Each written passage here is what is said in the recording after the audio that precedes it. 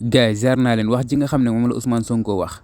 nañ leen dem déglu ji ko léegi ñëwaat dafa nekk benn wax boo xam ne. man jëluma salaire u Ziguinchor 900 000 yi maire waroon jëluma ci dërëm jëluma carburant Ziguinchor maa ngi dem maa ngi dellu si samay moyen nga bopp laay jël di def li may def biir Ziguinchor amul kenn li ma waroon jël Ziguinchor yëpp delloo naa ko ci Ziguinchor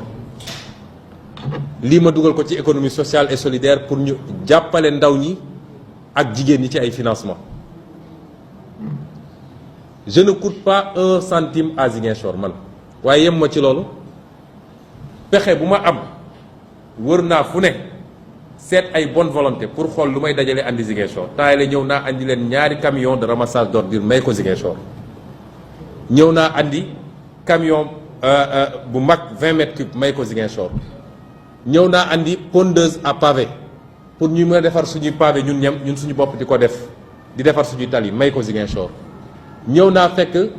service technique amul matériel ma ñëw jënd lu mat 10 millions ci matériel fii ñëw andi ko pour nit ñi mën a liggéey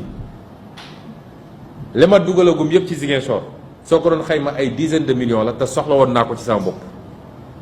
fayekuma salaire jëluma carburant lu ma am jox ko waa Ziguinchor ban maire mooy def loolu fii nañ ma ci limal ñett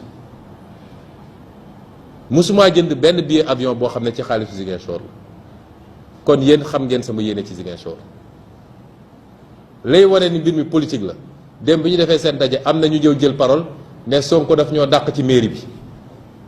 loolu ban rapport la am ak immeuble bi waaw maa dàqe parce que ñëw fekk 700 employés ci mairie Ziguinchor mu am ñoo xam ne dañuy xëy su ba ngoon jot liggéey ñu am na ñoo xam ne fii Ndakaaru la ñu nekk liggéey ñu dara mairie Ziguinchor weer wu ne ñu viré leen seen salaire loolu jaadu na ma wàññi ba mu tolloog li ñu soxla ci mairie bi defuma ko par soxor defuma ko parce que waaye dafa am loo xam ne Sénégal il faut mu jeex nit nu mu mun a nekkee fii ñu yóbbu ko ci siège parti jàmbur Ziguinchor di ko fay salaire loolu jaadu na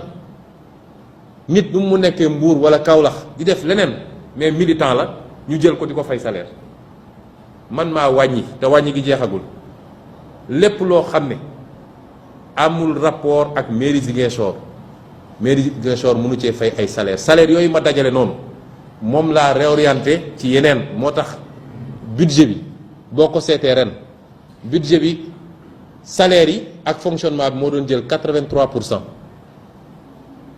investissement bi di jël 17% ren jii salaire yi 40 fonctionnement bi 40% la investissement bi yóbbu naa ko ba 60%.